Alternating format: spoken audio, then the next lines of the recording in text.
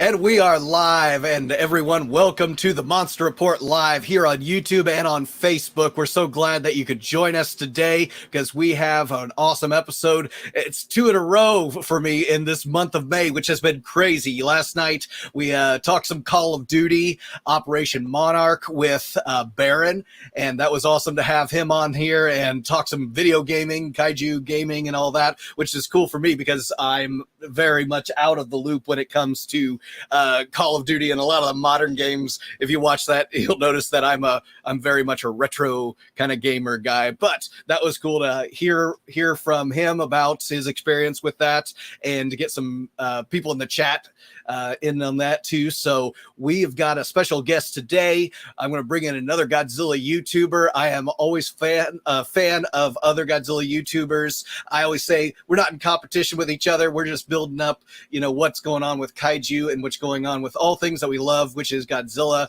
which is giant monsters, which is everything that has to do with the entertaining creatures of film history, as I always say in my channel. So I started my YouTube channel back in 2014 with the new Godzilla, 2014 Legendary Godzilla pictures. I've always been a kaiju fan all my life since I was 4 years old, and I saw Godzilla 1985, not on the big screen, but on the small screen and at home, and I was hooked ever since, and just trying to absorb everything that the Big G had to offer. So reading books in the library, and just immersing myself, going to every single video store, trying to find copies of any of these films that I could get a hold of. Also, let me know in the chat, by the way, if our audio is in good shape. Hopefully it is, and you can let me know in the chat if you're able or not able to hear both me and my guest, who I'm going to bring in at the moment. We have our special guest, Kal, who's joining us from Louisiana. Kal, how you doing today? I'm doing good, buddy. Thanks for giving me this opportunity. Yeah, we're glad to have you. And Kal has the YouTube channel, Kaiju Carnage. But if you search on YouTube, I think we have to search for Kal the Kaiju Guy, correct? Yes, you have to search for Kal the Kaiju Guy, just because that's the nickname that I've given myself on all of my social medias, like my Instagram, TikTok, and all that kind of stuff. And that's just what I call myself.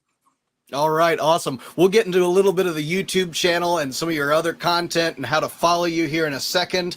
I was talking about my kaiju upbringing, how it started in early childhood. Talk to me about how it happened for you. How did you get hooked to the Big G and all things kaiju? Well, pretty much what happened is my dad was a traveling photographer. He did pictures for a company called Olin Mills. That company is no longer around, but he was a photographer for them. And whenever he would be somewhere near us, like I'm in Alexandria, Louisiana, so if he was going to be taking pictures in Shreveport, Lake Charles, or something like that, my mom, my brother, and myself, we would all load up and go stay in the hotel with him. I mean, we treated it as like a little miniature family vacation, kind of. And, we would just be in there and watching the TV in the hotel room, which it only had like maybe 20 channels. But to me and my brother, being 4 or 5 year old kids, we thought that was the most channels we could ever have. And we were just scrolling through the channels one evening, and we came across the original 1933 King Kong. And I was immediately mesmerized by it, watched it. I can't remember what part exactly I started on it, but yeah, I was pretty hooked on it. And, we went home. Naturally, I went King Kong crazy, and I was trying to find any toy of a gorilla or anything like that I could. And I would say, this is King Kong. And I would have him fight like my little toy dinosaurs and all that stuff. And so that's what started the journey. But how I got into Godzilla was my dad was traveling one day. He knew become a big King Kong fan. And so he found a VHS copy of King Kong versus Godzilla, the 1962 version. And so he got it and brought it home. I had never heard of I was just like, okay, it's King Kong. Let's watch this movie. And yeah, I watched that movie, and then I've been hooked on Godzilla ever since. And it's now a YouTube, a podcast, like all kinds of other medias and all that kind of stuff. So yeah, it was a good journey to get started on. Okay, awesome. We'll get back to a little bit more of the kaiju upbringing in a second. We've got a chat from Don. He has, speaking of content, kaiju content creators, he's got a YouTube channel, Godzilla Nerds. Might be Godzilla Nerds 1954, but I know if you search for Godzilla Nerds, you'll find him also on YouTube. I'm going to have him on the show at some point too, because he's got a great show as well. We've got a ton of content creators out there, which is just awesome to see, and I think the more the merrier. And I'd love to hear the backgrounds of how everyone got their start. With you, it was like King Kong, and that's interesting. Obviously it was the black and white version, right? Oh yeah, it was the original, the one with Robert Armstrong and all that. Yeah, some people have seen that colorized version. I have actually never seen it in my life, and I don't know if I'd enjoy it, because the black and white just makes that movie just so classic. And that's the funny thing. When I used to be a teacher, I show kids the original Kong, and they had trouble getting over the fact that it wasn't in color. But once the monster action started happening, this visual effects and getting into that, they kind of quieted down, because all the human scenes that are in black and white, it's just an old movie, and they're snoozing. They get to Skull Island, and they were hooked. Everyone kind of sat quietly and were immersed in it. And so I imagine for you, there must have been something about Kong and the dinosaurs and all of that must have just captured your imagination. Well, I was pardon me. I was a stereotypical little boy. I liked dinosaurs, and yeah, whenever we started watching the movie, and I believe now that I'm really thinking about it, I believe it may have been the Stegosaurus scene, whenever they encounter the Stegosaurus and they shoot it. That may have been where, like, that hooked me to where I'm like, okay, there's dinosaurs in this. What's going on?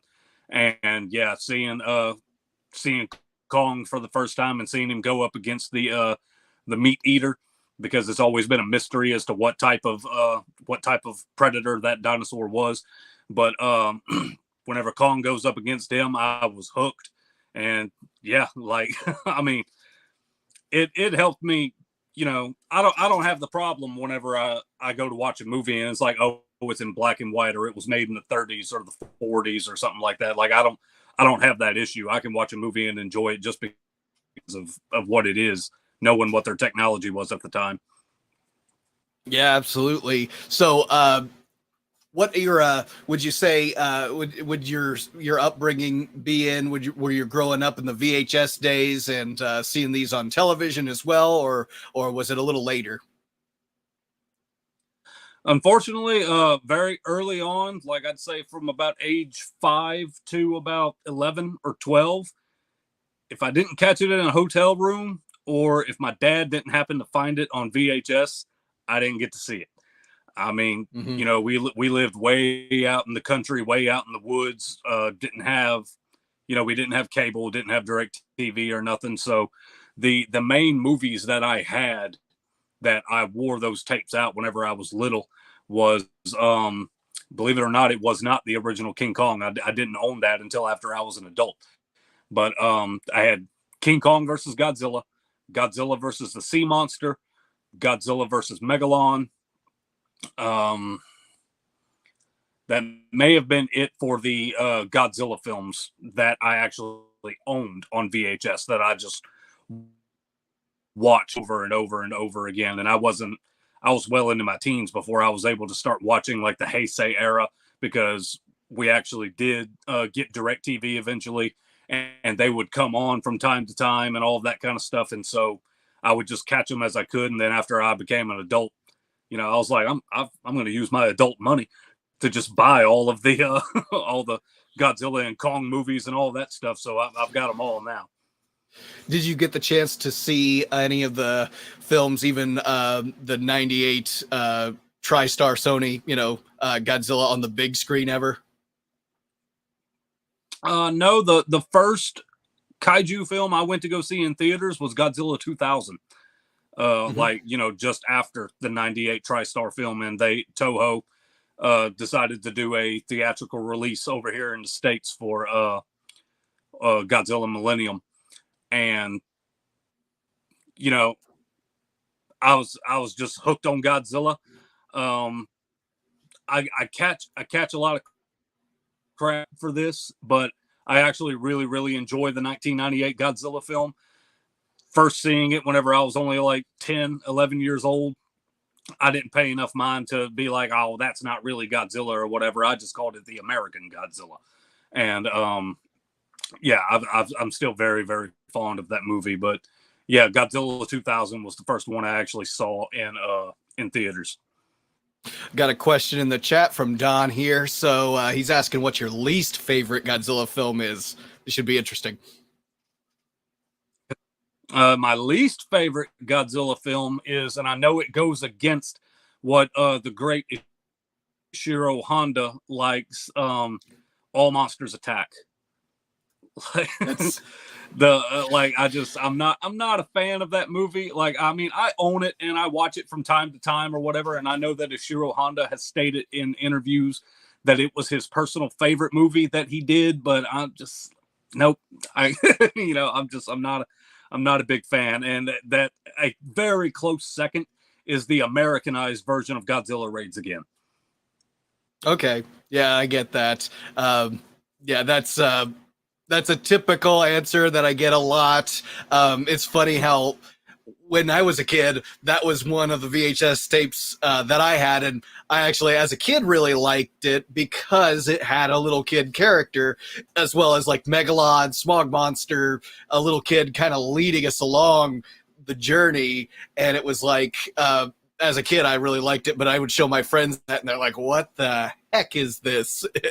It just didn't hit any kind of, didn't strike a chord with them. So I'm here with a bleeding heart loving this film, and they just weren't they weren't getting me. We'll just go over here, you enjoy your movie, Nick, whatever.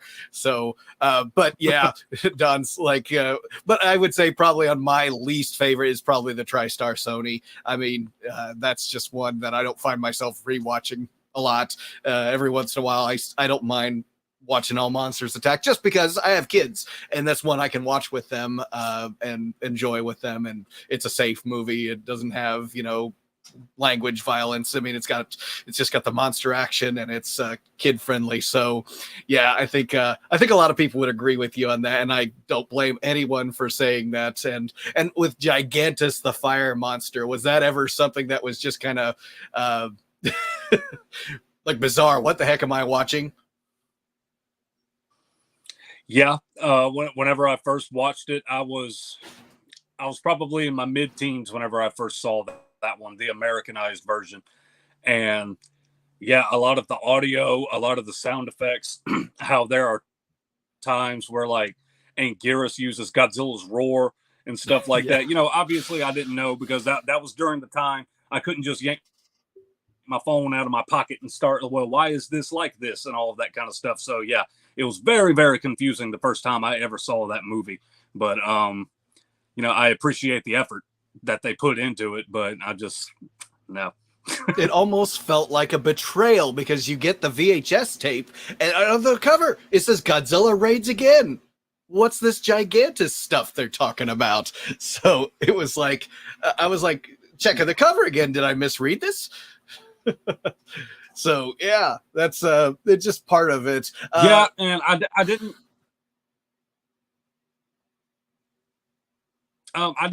care for the suit in Godzilla Raids Again. Like mainly the face.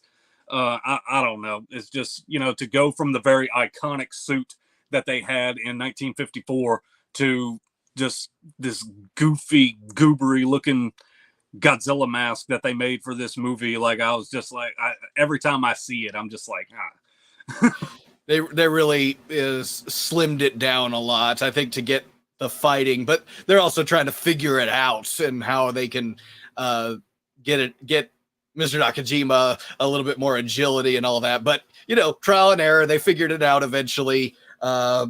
in many films, and we didn't lose the franchise after Godzilla Raids Again, which is fantastic. I'm going to talk a little about collecting, and one of the things before we get into toy collecting, which is something we both do very well, very much, burning a hole in our wallets, and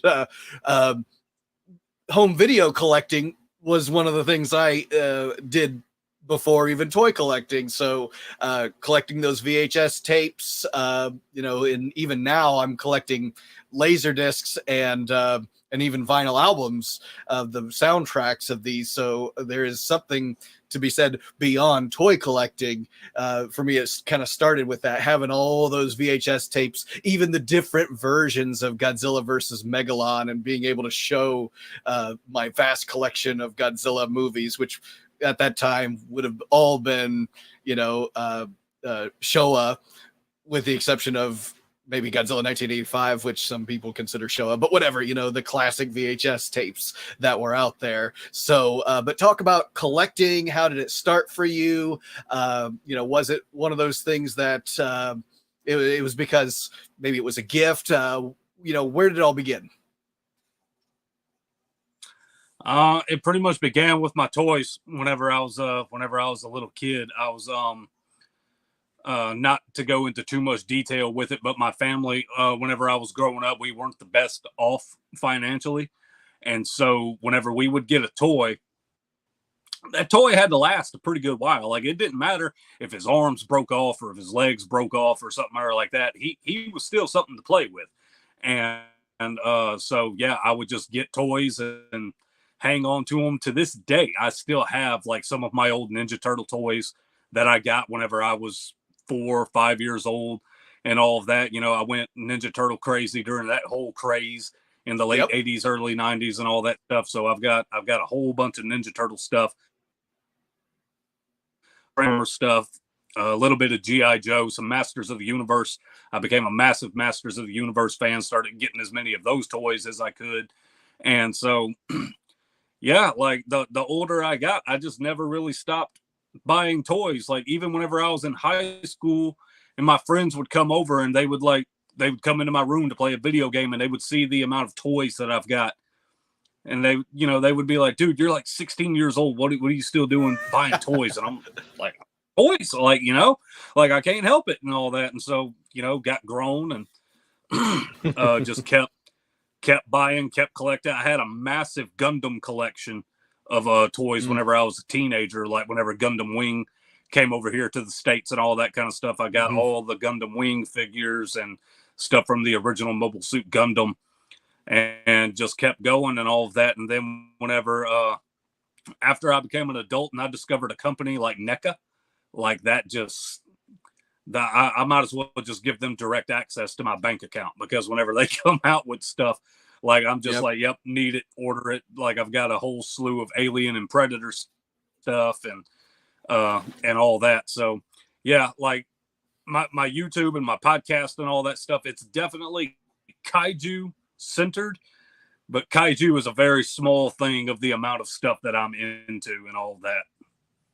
Yeah, you mentioned Masters of the Universe, so you and I'll have some good conversations in the future. Future episodes, we'll talk some Masters of the Universe, because that's my other big collecting item that I have. That, and a little bit of Transformers, and but it's like to a certain point, I gotta limit what I can get into, and say, yeah, if I got into Star Wars collecting, and it's like there's another huge galaxy of items out there. So I'm like, narrow it down, maybe Motu and Godzilla, and maybe a few little things here and there. Before we get back to maybe collecting, Don had a question for both of us here. I don't know if you want to take this on first. Favorite Godzilla design? Well, as far as live action is concerned, I really like the Millennium series Godzilla, and I'm talking about the early ones, like what they used in like Godzilla 2000 or Godzilla against Mechagodzilla and Tokyo SOS. And if you watch some of my other videos where I do some unboxings on some of my Godzilla figures, I don't know why, I'm a stickler for the dorsals. I like dorsals that just, I don't know. I just I like his dorsals. And whenever I first saw the Millennium series Godzilla, and I saw first of all, they're purplish in color, and purple is one of my favorite colors. And seeing how broad they were, how jagged they were, and all that kind of stuff, that's the first thing that I saw. And I was like, man, that just looks awesome. And so, yeah, the Millennium series Godzilla is my favorite live action. And then as far as animated is concerned, I'm a big fan of Godzilla Ultima from Singular Point. Okay. Yeah, absolutely. Good designs. There's hardly a design that I don't think too many people don't like. There's a few. I'd say like that the Son of Godzilla look to it. Some people are kind of mixed on it. It's kind of goofy looking and all, but if you also look at it in its time period, it kind of does belong. But personally, 84. Love 84, love the face, love everything about that design.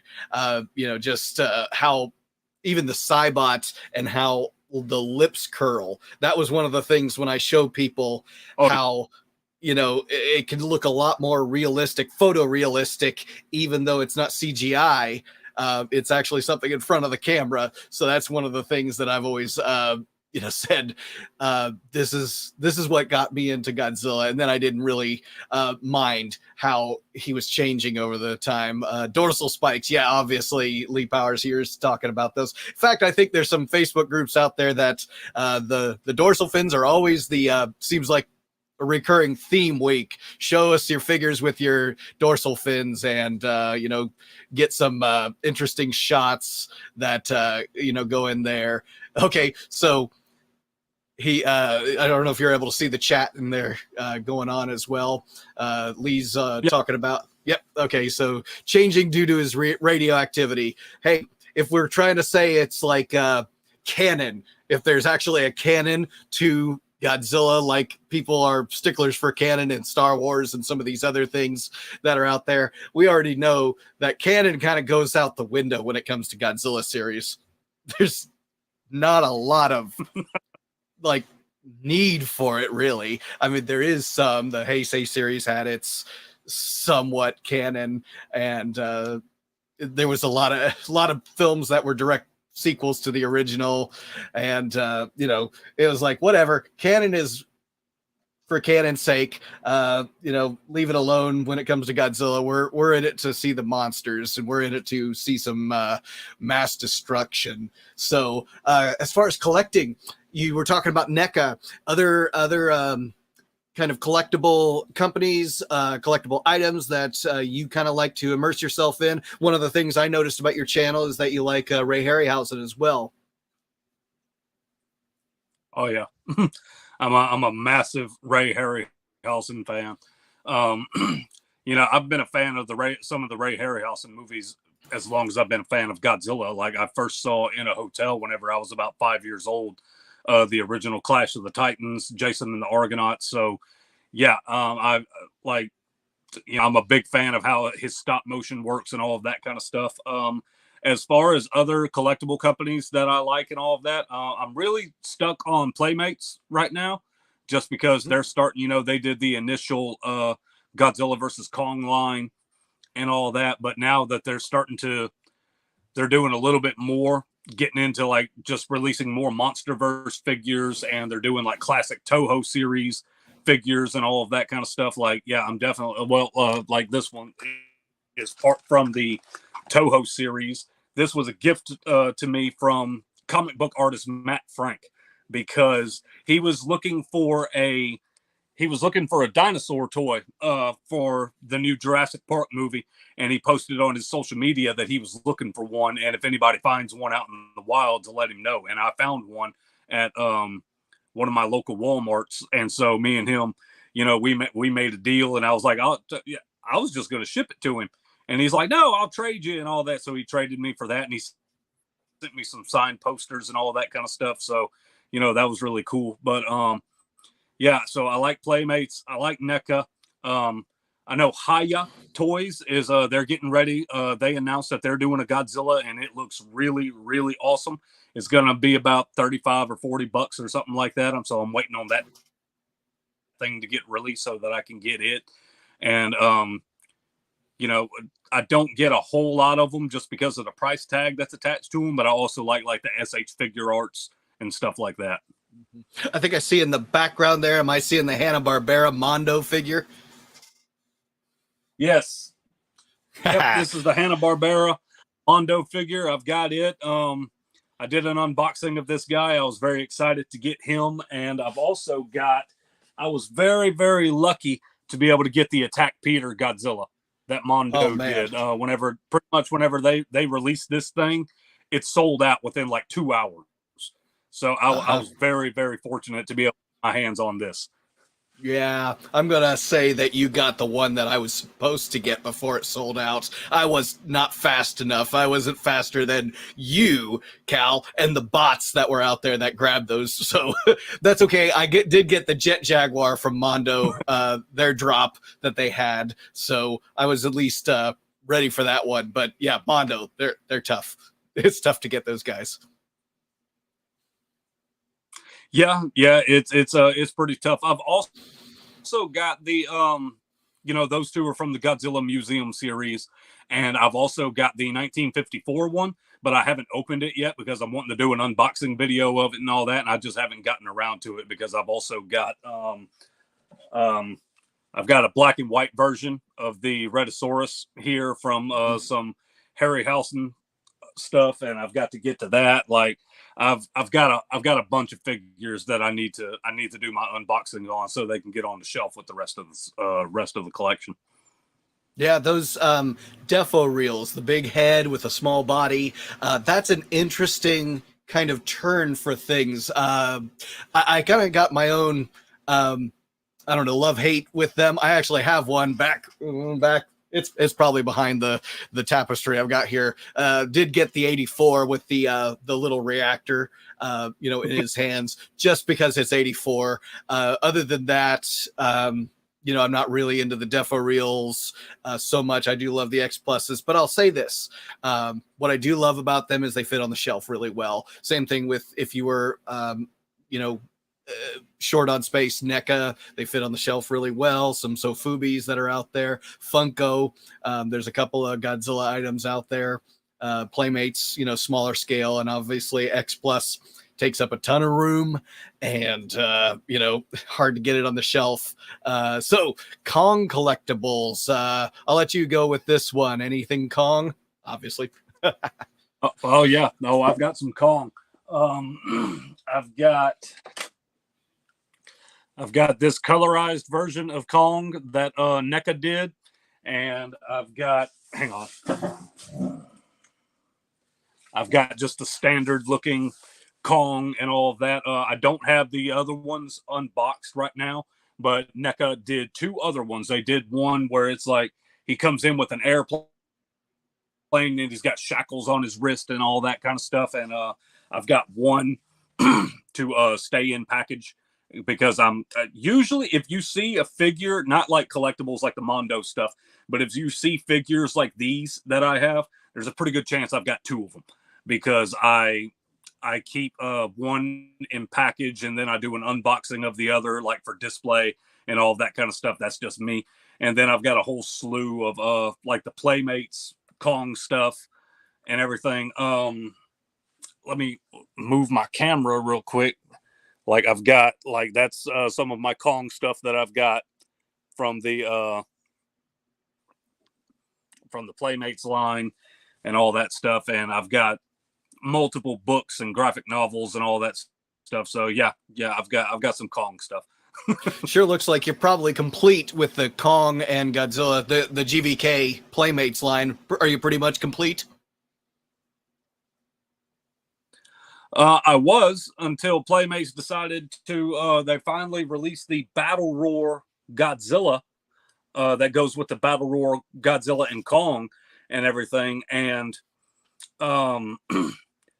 if you try to order a lot of the Playmate stuff, because unfortunately, whenever it comes to collecting, scalpers have just they've taken over a lot of collecting, and they go in and they, like, whenever the Playmates line first came up, I would see pictures on Facebook of people with just cart loads of the Playmate stuff, just scooping them up for only like $9.99 or $10.99, however much they were, and then turning around and selling them on eBay for like 50, 60 bucks or something like that. So I avoid trying to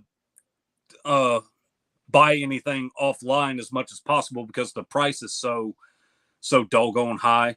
But my local Walmart they've got the price tag for the Battle Roar Mecha Godzilla. And if you look online, it says that it's in stock, but it's not on the shelf. So I keep going into Walmart and going to that same spot. Like, man, have they put it on the shelf yet so I can get it? And yeah. Yeah. Well, yeah, that's the thing about the scalpers. I know that they're going to be out there. You can't stop them, and it is what it is. I actually do remember going into a Walmart once and seeing a scalper, and was giving them maybe a little bit of trouble, not too much. We had that question there. Anyone got Behemoth Mini by Playmates? I actually don't know about that one. Is that a... Oh, okay. That Behemoth. In my head, I was thinking the Behemoth from Willis O'Brien, the old King Brothers film. So this is the Behemoth from the KOTM 2019. Yeah, I gotcha.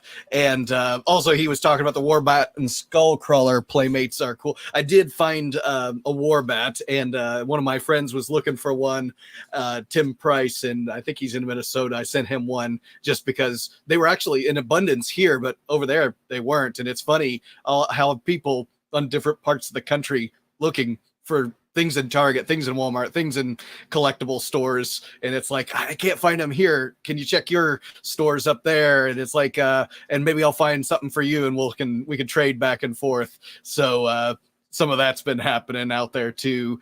So, but yeah, it's very cool to have the fact that we have a company that's producing things that are happening now, items that are happening now, because it's like, when I was growing up, Trendmasters, after the 98 or around the 98 film, started putting out their Godzilla line. And it was like, to me, I guess I wasn't really into so much the toy collecting. I was in high school.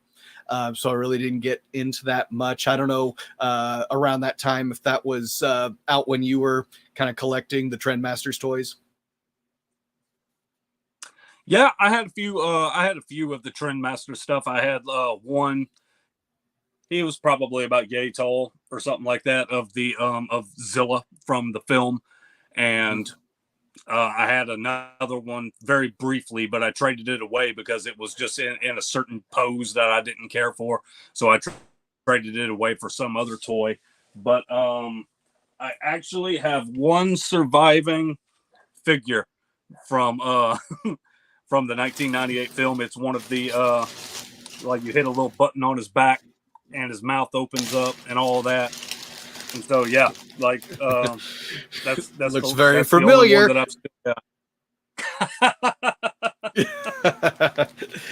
Yeah.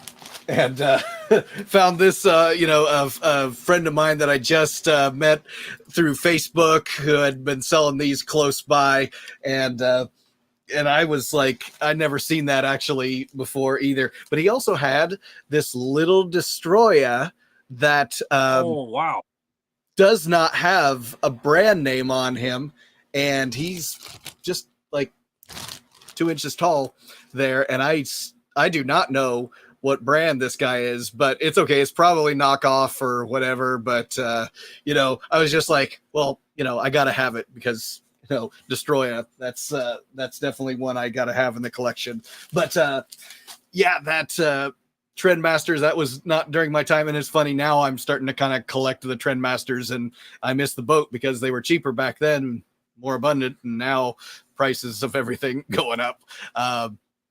Emily Hasten in the chat, speaking of fitting on the shelves, do you have any oversized figure statues that stand alone? They're so cool, but much harder to display.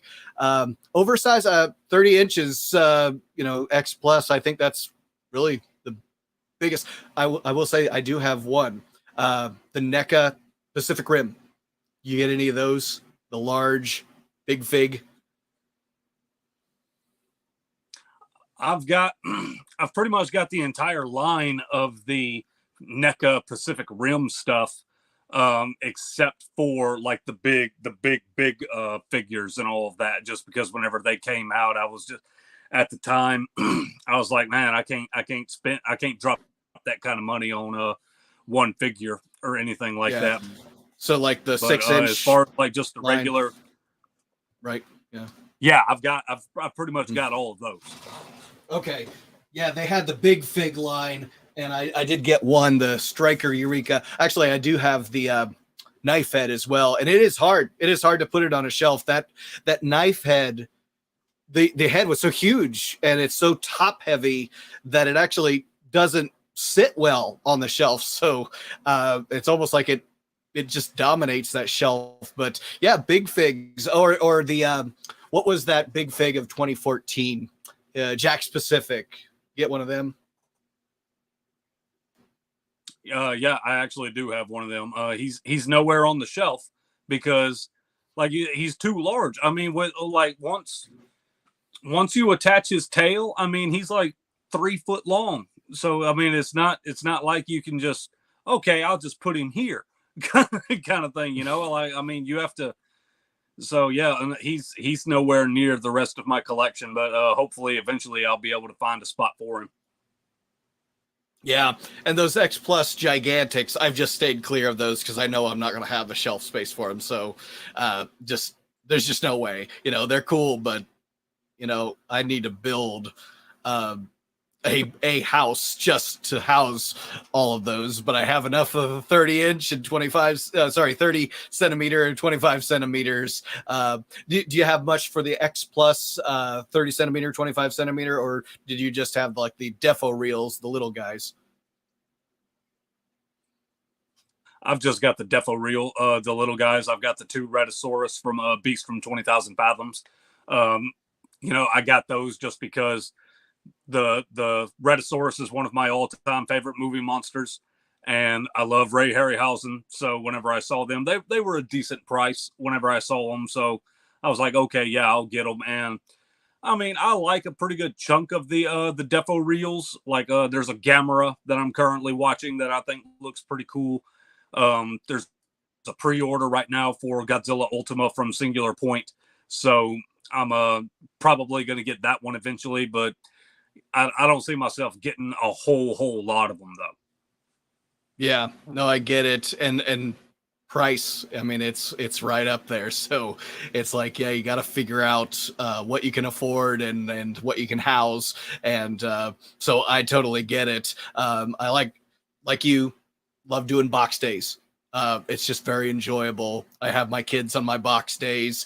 I can tell you're really into what you're doing with the box days, really getting into how detailed the characters are, the figures are, and how much time and effort, especially like the Rhedosaurus, and how beautiful that figure can be, just how movie accurate it can be. And so did you ever think that you'd get into publicizing on YouTube this idea of reviewing figures that you love? I wanted to do a YouTube for probably about 4 or 5 years, and I was very intimidated, wondering about like camera angles and lighting, and I was seeing all of these professional grade made videos and all that kind of stuff. And I was like, there's no way I'm going to be able to get that done and all of that. And so, I started a podcast and said, and I'll be perfectly honest with you. It was straight up just because it was easier. I started the podcast and it's about a year and a half later or so, I finally was like, you know what? Pardon me. But I was like, you know what? I'm gonna start the YouTube. I didn't know what I was gonna do at the time, but I had some figures and all that, and I was like, the heck with it. I'll just do some figure reviews or unboxings and stuff like that. I've got enough of them, so it's not like I would run out of content or anything like that. And so yeah, now that I've done a few unboxings, I've put out a gameplay video on Orc Survival Evolved just because it's dinosaur related, and you know I'm looking at other things that I can do with the YouTube and all of that as well. So yeah, I wanted to do it, but just because of how intimidated I was, I didn't think I was ever really gonna start doing it. Are you excited about anything that you've either already pre-ordered or something that may be coming out here soon in the collecting world?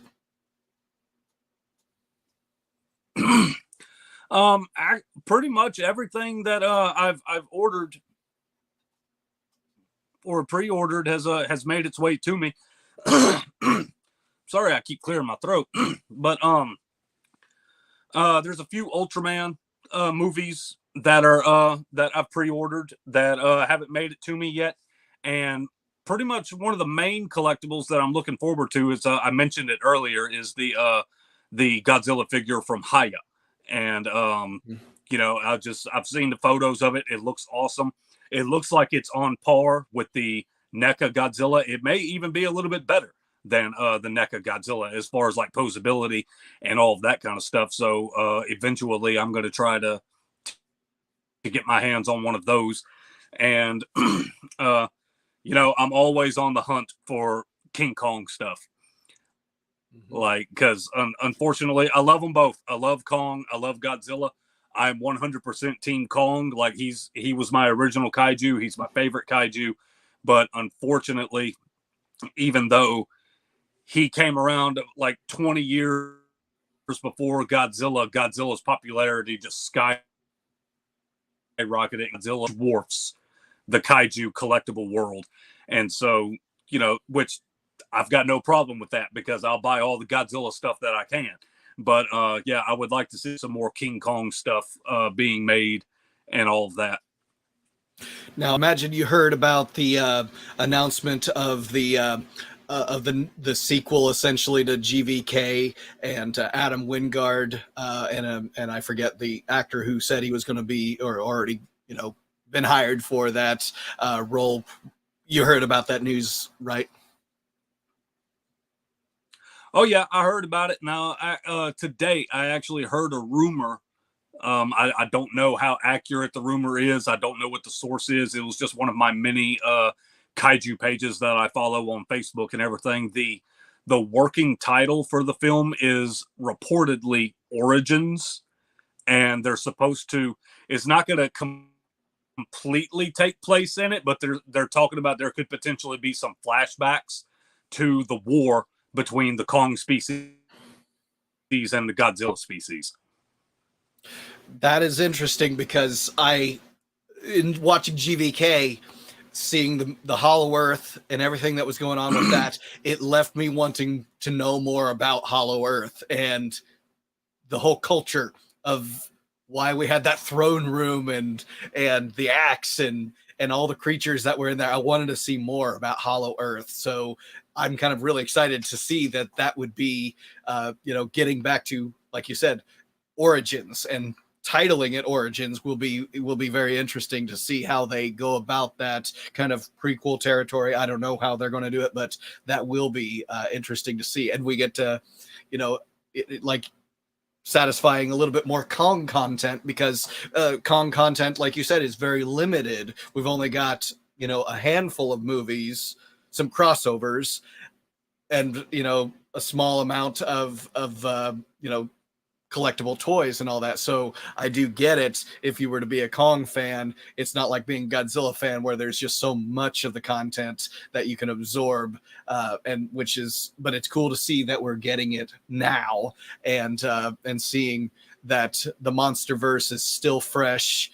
And so going into the fact that we have the legendary Monsterverse, do you think they approached it well? Do you think they could have done some things better with it, starting with, you know, 2014 to GVK, what we have now? I mean, I pretty much like what they've done so far. Like, you know, whenever 2014 came out, you know, I had a few very minor complaints. I'm talking like I didn't care for the way his atomic breath looked, and his dorsals, well, they were cool. I'm like, they're not classic looking dorsals enough, but it wasn't nothing to like make or break me on it or anything. Which the 4K remaster of the 2014 Godzilla, I believe they altered his atomic breath, gave it more of like a blue color and all of that. And as we know, they did eventually change his dorsals to a more classic look. And as far as Kong, I love what they've done with Kong in the Monsterverse so far. I'm a big fan of it. I'm really hoping with this Apple TV series that they're going to be doing with Godzilla that we'll get to see some more like Toho Monsterverse versions or versions of like Toho monsters and stuff like that. Like I'm a big Anguirus fan. Anguirus is one of my favorite kaiju, and so I would love to see him in the Monsterverse. And you know, yeah, I've got no problems really what they've been doing with the Monsterverse so far.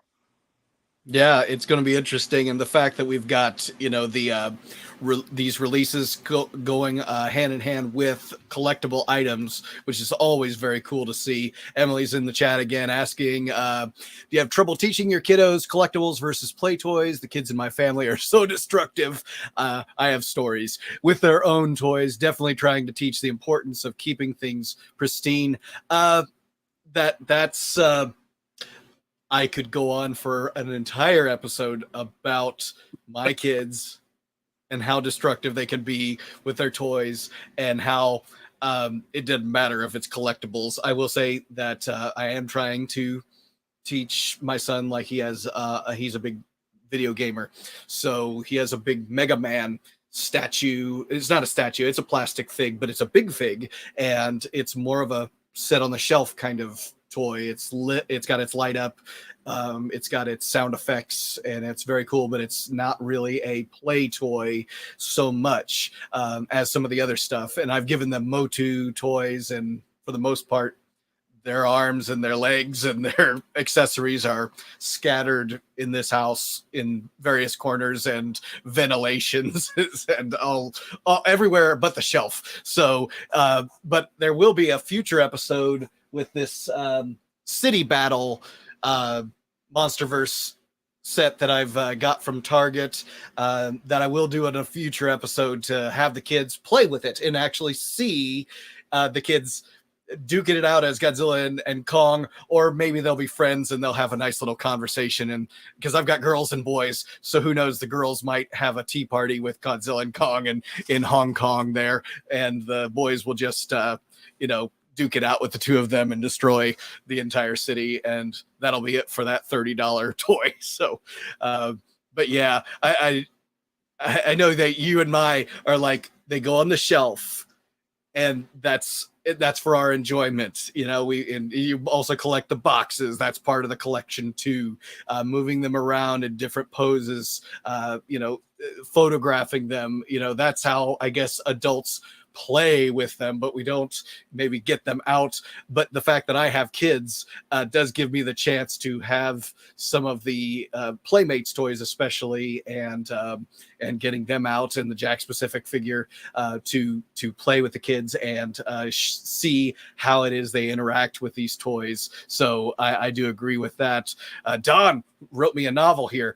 Love the Monsterverse. I think the Monsterverse gets treated unfairly to a certain extent. I think the partial fan base does try to compare the Monsterverse to older Godzilla and Kong movies instead of adapting. One thing I wish the Monsterverse did was keep the characters more consistent. Yeah, I agree with that. Characters do make or break any kind of franchise, and we are about 10 minutes left, so we're all right for time. I'm just keeping us on schedule with things, but and you've been very generous with your time. Tell me about characters in kaiju, whether it's the Monsterverse or the Japanese series. How do you see the human characters as important or not so important? A lot of times they're not very important to me. I'm not going to lie. I've talked about my podcast a bunch of times to where it's like, when somebody goes in to watch a Godzilla or a Kong movie or something like that, like we're here to see them. Like, I mean, that's what we want to see. We want to see monsters fighting. We want to see, like, we just want to see them on screen and all of that. And I think a lot of a lot of kaiju films really fall victim to putting way too much emphasis on human characters at times. Sometimes it works. I love the human character stories in the 2014 Godzilla. Like, to me, I'll tell anybody that I think that they did one of the best jobs in 2014 of creating a human side of the story that you could be invested in and very interested in, and be perfectly fine with Godzilla and the Mutos being in the background and all of that. But then, you know, to me, you have like 2019 King of the Monsters, where, you know, it's not that the human story wasn't super bad, but, you know, it could have been better. Like, I think they swapped a little bit too much from monster action to human interaction and everything. Like, whenever fights were going on, like they swapped back and forth a little bit too much. And then you have Godzilla versus Kong, where I really enjoyed the human aspect of the story whenever it was I can't think of their names, but Alexander Skarsgård's character and the little girl, the little deaf girl Gia. Like, with Team Kong, like those humans, I was very interested in it. When it came to the humans for like Godzilla, like the girl that was also in 2019 King of the Monsters, like I could not give more. I couldn't give two hoots about any time they were on screen. And I've actually talked about on my podcast that I felt that they were absolutely useless to the overall story. That, I mean, there was really, you could have cut pretty much everything about Team Godzilla out, and the movie would have played out 99.9% exactly the same. I kind of think that if the human characters are invested in something that has to deal with the story of the monsters, that there's a risk there, and that also invests us into them. So like if we were to go back to the show a series of humans, or anyone who's not a monster, who are the ones that we remember? In my head, I remember the Twin Fairies, because there is an investment into Mothra. They speak for Mothra.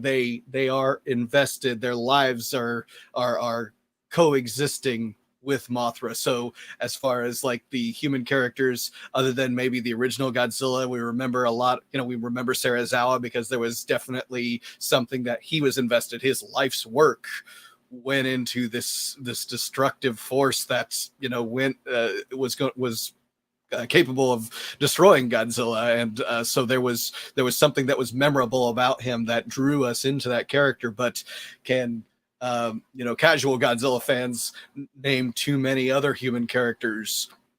I don't think so.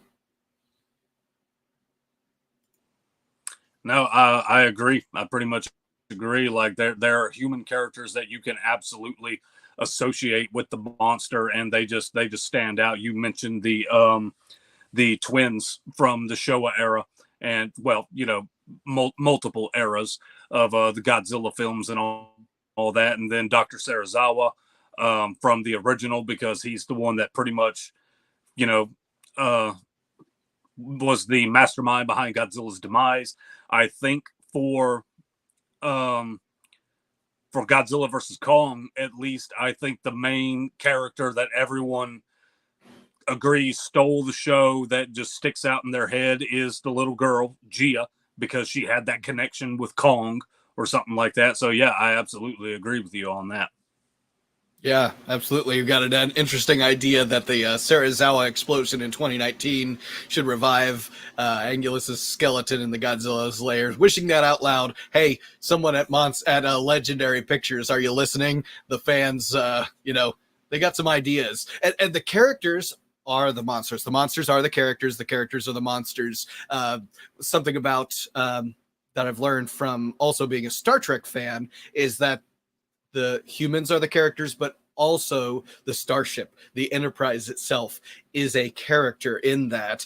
And even though people, you know, might be confused about that, but it's like, but there is an investment that you have in the ship as a character. And in the same sense, kaiju fans are invested in the kaiju, the monsters, and their story, what drives them, more than just the desire to eat or the desire to claim their territory, let's say, there is an investment we have in their story and where they came from and where they're going.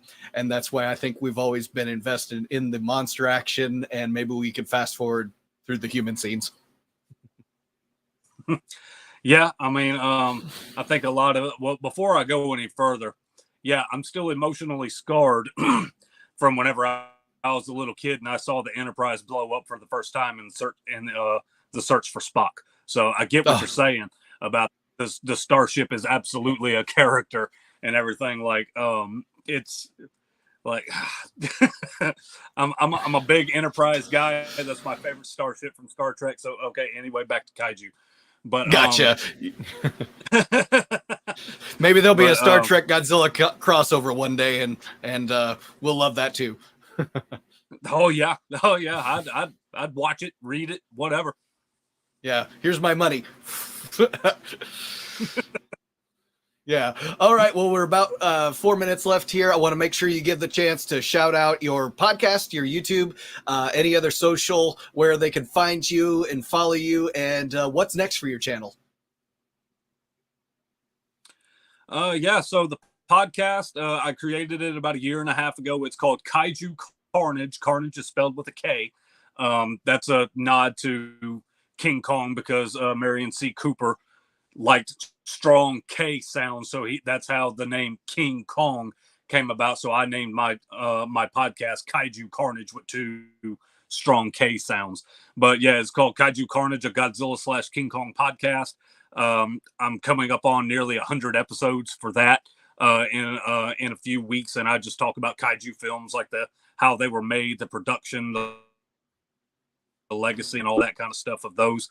And then in support of the podcast, I've got a Facebook page, which it's the same name, Kaiju Carnage, a Godzilla / King Kong podcast. And then my other socials, I've got Instagram and TikTok and, of course, YouTube. And all of the names for those are Kal the Kaiju Guy. And as you guys, I don't know if you guys can see my name on here or not, but it's Kal as in Kal-El, because I'm a big Superman fan. That's where that name originated from. Like, it's just, you know, it comes with me. Like, I'm a nerd to the core, you know? So, yeah, Instagram, TikTok, and all that. I do kaiju postings and polls and stuff like that. And I will appreciate any follows, any likes, any support, and all of that. And as far as the what's next for the YouTube, I'm really looking forward to trying to make more better, like, history of certain movie videos and all of that. You know, implementing like clips from some of the movies and stuff like that. And that's what I'm looking to do in the future. Okay, we look forward to seeing a lot more content coming out of Kaiju Carnage. Search Kal the Kaiju Guy on all these platforms and subscribe to his channel. Subscribe to the Monster Report as well. I'm going to definitely have you on for more episodes because we're into a lot of the same intellectual property, IP as they call it, you know, between Motu and Star Trek and Star Wars and obviously the big G man himself, you know, and thank you to Emily, Don, Lee, everyone in the chat who looked into it and chatted in on this episode. We really appreciate that, and we're gonna definitely be having Kal back on the Monster Report. So I really appreciate your time, Kal, and I want you to just keep in touch with things, and hopefully we send some subscribers and some views your way. Really appreciate your time, man. Yeah, thank you for having me here. It was awesome. Big fan. Thank you to everyone who watched the video and all your comments and all that kind of stuff. This was very, very fun. I really enjoyed it, and I look forward to being back on to talk about some other nerdy stuff with you. All right, excellent. Thank you, everyone, for being here on this episode of the Monster Report Live, and we will catch you next time. See ya.